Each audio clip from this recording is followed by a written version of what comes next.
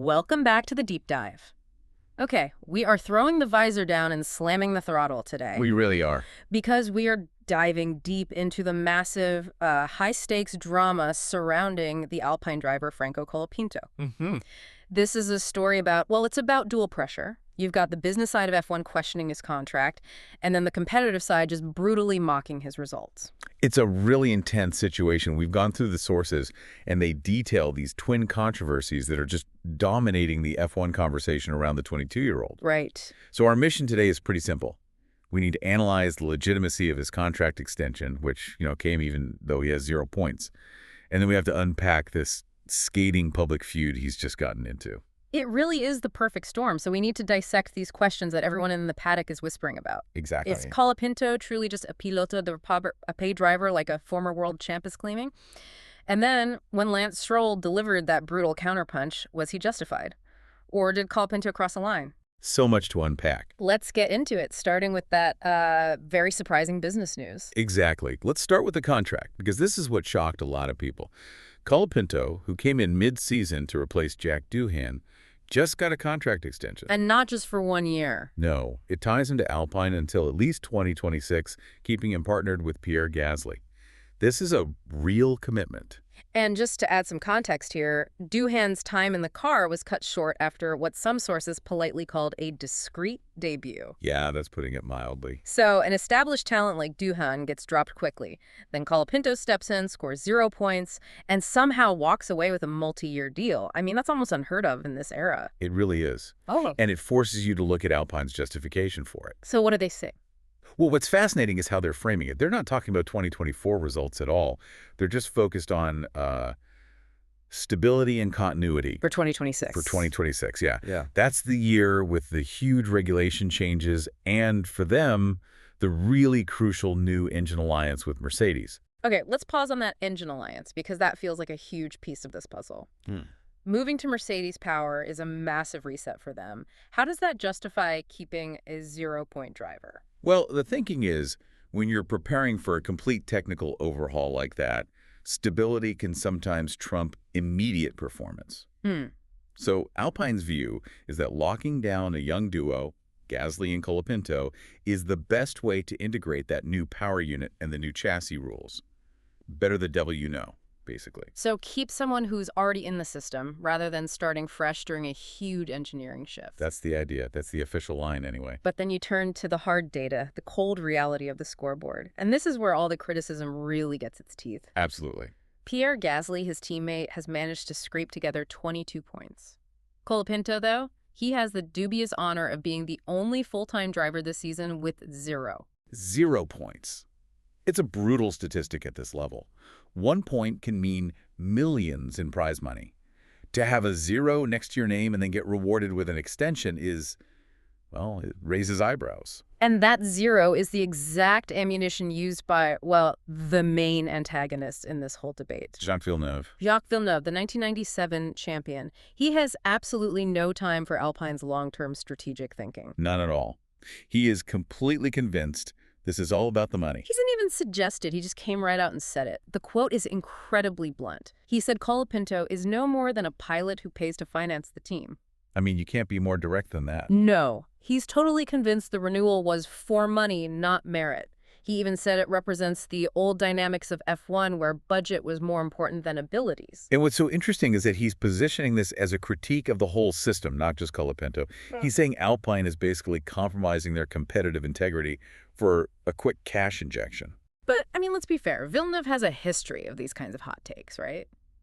Is he just being a provocateur here? It's important context. Yeah, he definitely likes to stir the pot. But his argument here, I mean, it is backed up by that 0 on the scoreboard. True. Even he had to admit there was some nuance. He said Colapinto had shown flashes of speed, even mentioning he finished 8th in a Williams once this season.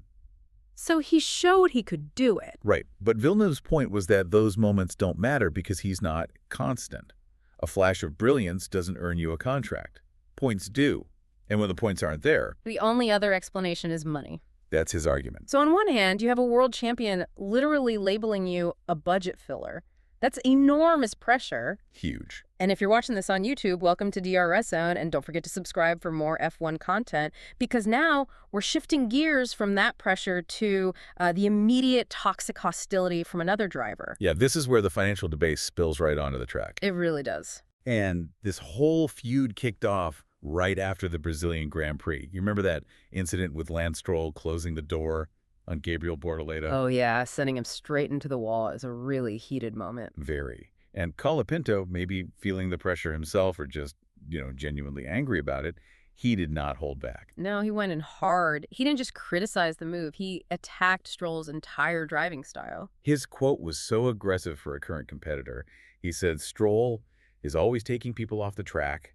And then the really cutting part was that he doesn't look in the mirrors. Wow. He literally accused Stroll of pushing Bortoleto against the wall on purpose. You're basically calling him a dangerous driver at that point. You just can't say that about a guy you share a track with at 200 miles an hour and expect nothing back. Absolutely not. So Stroll obviously heard this, and he just waited. He waited for the global spotlight of the FIA press conference in Las Vegas to respond. The perfect stage. The sources called it a particular vendetta and a sonoro zasca, that just perfectly painful, stinging comeback. And he was so calculated about it. He didn't just defend himself. He launched this, comprehensive personal attack, and he used Colapinto's biggest weakness against him. He really did. He started by questioning his attitude, suggesting Colapinto might be frustrated and angry with life. Just a total psychological jab. Undermining his credibility completely. But he didn't stop there, did he? No. Then he immediately turned it back on Colapinto's own performance. Or, lack thereof. Right. He delivered that killer counterpunch, saying the Alpine driver should focus on his own affairs and try to score some points in some moment.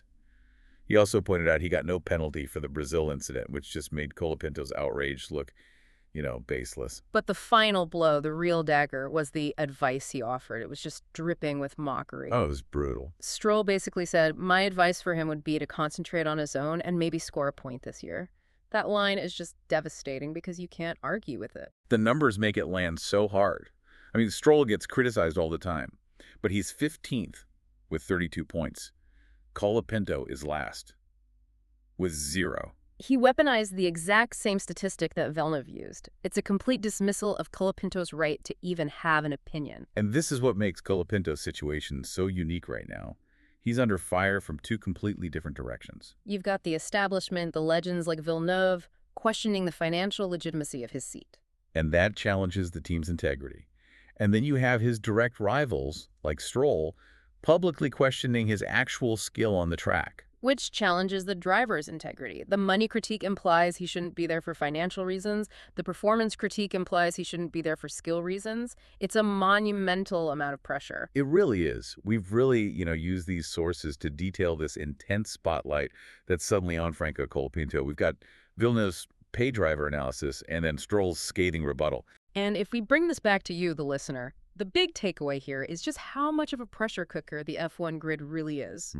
When a driver is seen to be failing, especially when they have 0 points, every single move they make, every comment is just scrutinized and used against them. And the old pay driver debate, it never, ever goes away. Never. Which leaves us with a final thought for you to chew on. Alpine's whole 2026 plan is built on continuity. But Colapinto's 0 points gives critics like Villeneuve this undeniable proof that maybe that continuity is flawed. So the question is, how long can Alpine afford to ignore the numbers before the pressure from the paddock just becomes overwhelming? A fascinating test case of strategy versus the scoreboard, for sure. Absolutely. Well, thank you for joining us for this deep dive. Make sure you subscribe and follow DRS Zone for more in-depth F1 analysis every week. We'll catch you next time.